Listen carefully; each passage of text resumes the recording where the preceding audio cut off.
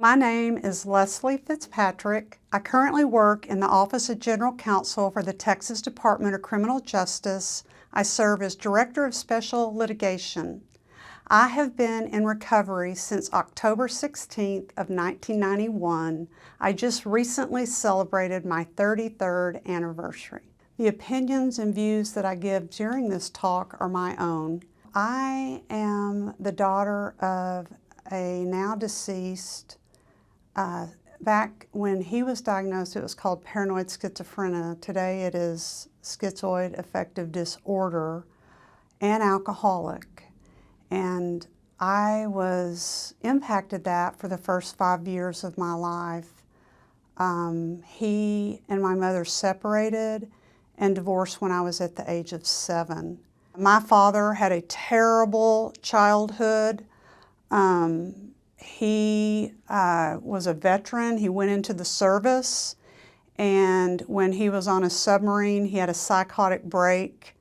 And back in the late 50s, when he was in the Korean War, they didn't know how to treat mental health back then. They used electrical shock treatments, and my father got all of the shock treatments that they could medically allow. And it really destroyed him as a person. And as a child, you don't understand what's going on in your home.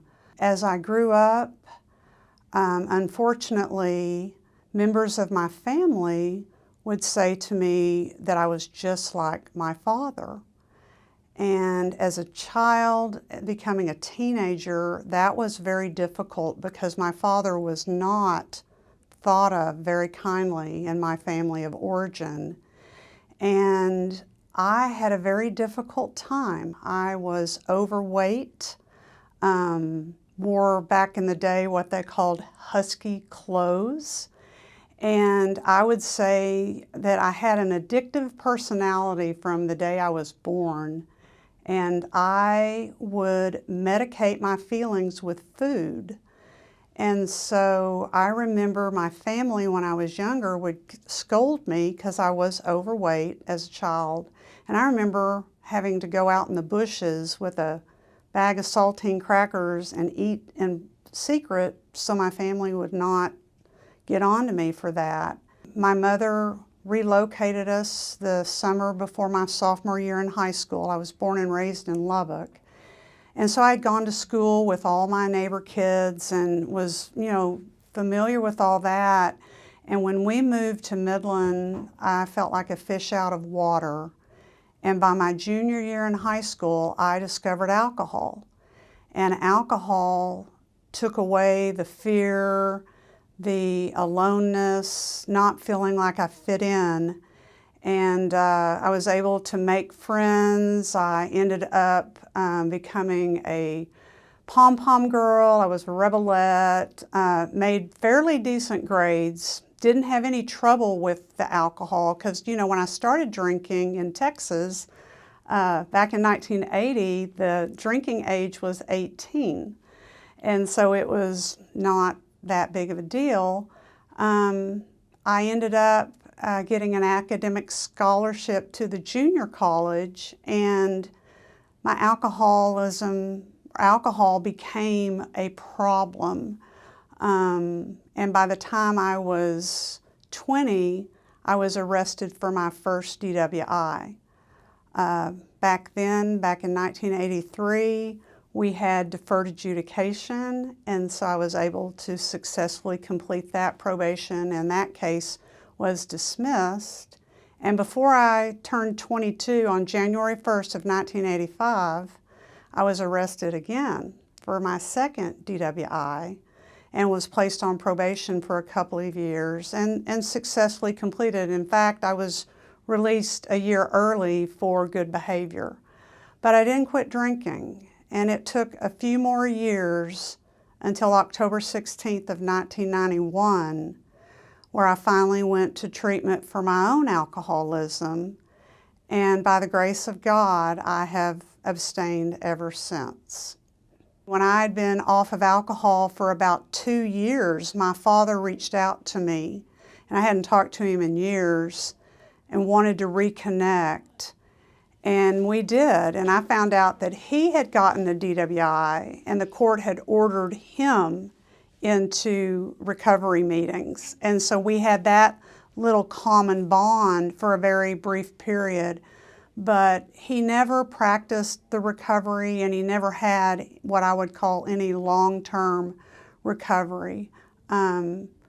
He died back in July of 2009, and we buried him in a veterans cemetery outside of Las Vegas, which is where he was living at the time of his death.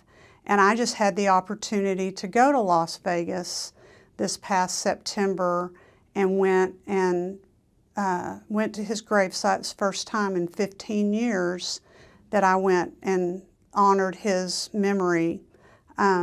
Felt like it was the right thing, right time.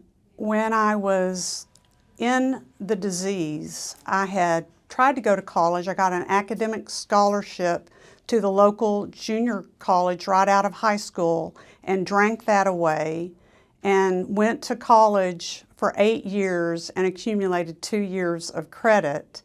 When I stopped drinking, had the opportunity to go back to college, and in 8 years of abstinence, I was able to get my bachelor's, master's, and law degree, and I've been licensed to practice law now for almost 24 years. And ironically, my first job as a licensed attorney was as an assistant county attorney in Odessa, Texas, in the same courthouse where I had been previously jailed 8 years prior on that DWI. I've argued my whole life, and today I argue with a purpose. I used to argue just for the sake of arguing, and I'm what I call a front line kind of attorney. I have a bachelor's degree and a master's degree in sociology, which is the study of human behavior. And I could have gotten a PhD in that, but I wanted to do something about it. I didn't want to write about it. I wanted to be a change agent. When I first got licensed, as I told you, I was a county prosecutor, and then I went into private practice for the first time at about 2 years licensed. And back then, I think because I was so newly licensed, I really didn't treat my clients to their full personhood. I kind of looked down on them, which I hate to even say that out loud, but that's the truth. And I got another opportunity here recently. I was able to have another private practice in Williamson County for nearly 12 years before I went to work for TDCJ. And I started to see my clients as the way the good Lord above sees them, and wanted to help them get off of the path they were on and get back on a path of health and restoration. Not everybody wanted that, but the ones that I could, I helped. I had been working for the state senate, and back in July of 2011, and I met a county judge at a CLE that had a DWI drug court program in Williamson County. And he told me about it and invited me. My job had ended with the Texas Senate because the session was over. And he encouraged me to open up a practice, and he wanted me to come to Williamson County to assist him with his DWI drug court program. And so I did. I worked as a volunteer for 5 years on that program, ended up going to work for the county part-time for his successor as the court coordinator. The former judge that put me on the DWI drug court team, he was like, "Wow, Leslie, you have a DWI conviction and you're on this team."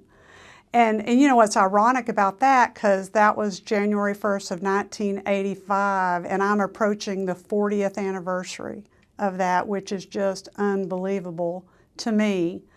But absolutely, I would share my experience, strength, and hope with any of my clients that wanted to hear it. And when I would go visit clients in jail, they would see me in my suit and they would think that I had nothing to offer. And when I would share about that I had been to jail, that I had been on bail, that I knew what that was like, that I had been on probation, that I experienced all the things that they were experiencing, it really leveled the playing field. I have been recently tapped to be a member of the JSMH Substance Use Disorder Committee, and I'm thrilled to serve in this capacity. My first reaction was absolutely needed, will benefit this commission, because so much of what we do in the mental health realm, especially from my own personal experience, a lot of mentally ill patients, if they're off their prescribed medication, they turn to alcohol and drugs to self-medicate. I saw that over and over in my private practice.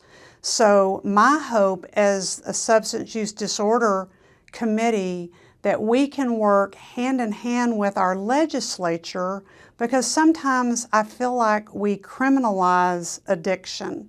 And my hope is that we can have more of a treatment-focused response. I think there may be a little overlap, but I think with us having the mental health component as the driving force, I think we're going to complement, like Texas Association of Specialty Courts and some of the other entities that are already in place, because with the pandemic, alcoholism and drug addiction increased by 300%.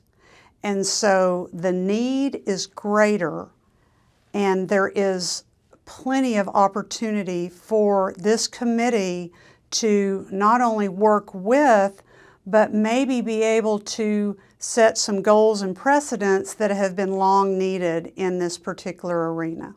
I just know that we're going to do great things, we're going to change lives, and continue to do the great work of this commission. When I decided to go to law school, I was very afraid. I'm the first attorney in my family. I really did not know if I could succeed, and so I stole a phrase from Nike, and it's just do it. Because if I had waited for my fear to subside, I would not be sitting here across from you with almost 24 years experience as a licensed attorney. A lot of us suffer from what I call imposter syndrome, and that's a lie. So don't tell yourself a lie, don't live the lie, and don't believe the lie. Because the truth is, you can do it one day at a time. You can achieve anything. If you are a person that's been inflicted by mental health, by a parent, by your own mental health issues, addiction, whatever, if you really work on yourself and do the work to get better, you can achieve your dreams, your goals, and you can be rocketed into the fourth dimension, as I have been.